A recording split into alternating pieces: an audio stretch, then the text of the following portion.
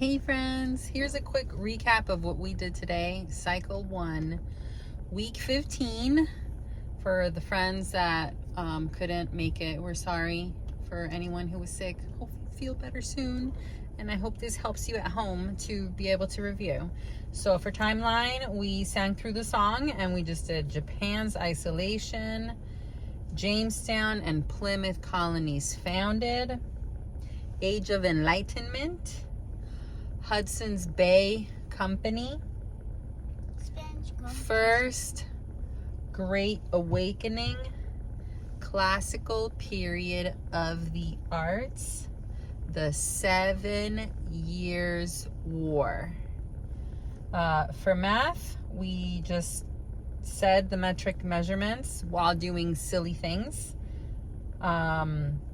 So 10 millimeters equals 1 centimeter, 100 centimeters equals 1 meter, and 1,000 meters equals 1 kilometer. And we just said it while marching, skating, doing just silly things around the room. For history, we just sang through the official CC song, Tell Me About Prince Henry of Portugal. And we just sang through it a few times, and then we had a couple of hand motions where we said in the 1400s, Prince Henry of Portugal founded a school of navigation. His work advanced European exploration and trade, including the slave trade. For Latin, it was just a review from going back to the beginning of the year. First, declension noun endings. We sang the song. I am a, singular first declension. I am is as is, I am is as is, I am is as is, plural first declension. For science, we sang a song for what is each continent's highest mountain, and it's to the tune of She'll Be Coming Round the Mountain. So hopefully they'll remember that, because it's mountain, right? So mountain. So let's see if I can remember the tune. What is each continent's highest mountain? Each continent's highest mountain is Everest in Asia, Aconcagua in South America, Denali in North America, Kilimanjaro in Africa, Elbrus in Europe, Kosciuszko in Australia, Vincent Massive in Antarctica. Those are each continent's highest mountains. So there you go. Hopefully they'll remember that. For English, we said helping verbs, and we just went back a couple of weeks. Was it a couple of weeks? No, it was just last week that we did. We said, what is a helping verb? And so we tied this week's helping verbs, which is do, does, did, with that, because it is going to end up being a long song, just like the preposition song. So the song goes, a helping verb helps another verb assert action, being or existence. A helping verb helps another verb. These are the helping verbs: do, does, did. And those were the ones for today. And then for geography, we looked at the little square cutout of the Middle East in our maps, and we found Israel. We talked about, tied that back into the beginning of the year when we were talking about the Sea of Galilee and the Jordan River and the Dead Sea. And I said, okay, do you guys remember that we found those? They said, yes. So find those again. Okay, what country is that in? They said Israel. Yes. So Israel. Then we talked about the Sinai Peninsula. I asked them if they knew what a peninsula is. They said, yes, a peninsula is a body of land that is mostly surrounded by water. So it could almost be an island, but it is not. Then the Suez Canal. I asked them if they knew what a canal was. And so yes, it was a body of water, likely man-made, I believe, that connects the Mediterranean so people don't have to like go around all of Africa to get over there. And then we found Cairo, And we said, what country's Cairo in? Egypt. And the Gaza Strip. And so those were the things. And then for fine arts today, we talked about Fra Angelico, and we said it's kind of interesting that his name is Angelico, considering he was well known for illustrating angels and saints.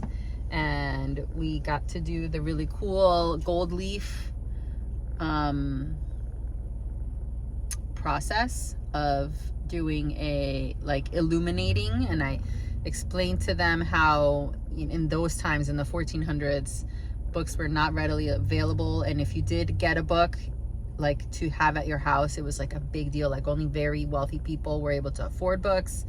And a way to make books more interesting, instead of them just being text and paper, because that's really boring, people like Fra Angelico, who lived in monasteries, spent their days illustrating or illuminating these Bibles and manuscripts.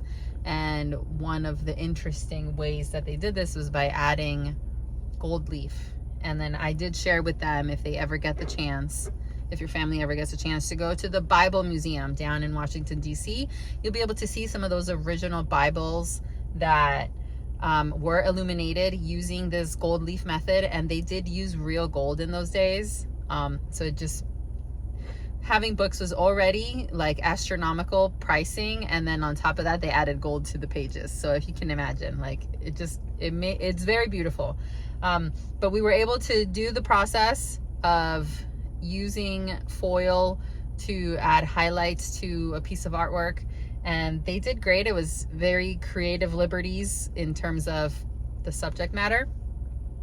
But they did find that it was a little difficult, and I said, now you can appreciate. So if you ever do get to see one of these manuscripts, pay attention to the gold detailing and see how fine and small detailed it is, and then you can really appreciate the mastery of Fra Angelico and his peers. And then for science, we made fossils, and we tied it back to last week, science of the types of rocks. So sediment, what are 3 kinds of rocks? Sedimentary, metamorphic, igneous. So sedimentary is a type of rock that would form into a fossil, if that makes sense. And then I asked what, from week 13, what are some parts of the geosphere? And so core, mantle, crust, hydrosphere, biosphere, atmosphere. And I said, which one of those would hold the fossils? Which one of those parts? And it was in the crust. And they knew that, which is awesome. And so we demonstrated how a organism would leave an imprint in mud, and then that mud maybe would dry out, and the space that was left after all the organic matter decomposed could be filled in by sedimentary rocks, which eventually would harden, and then it's a rock, and then this is what geologists would eventually find. And then we talked about why finding fossils is important and studying them, and what kind of information does that give us about the past, and why is that important. And we also tied it back to the psalm that says that all the earth is God's and he created everything, and shared just how studying the earth in general gives us more information about the earth, but also about the creator, and how it just reveals more about the Lord and his glory. So that's it. That's all we did for week 15.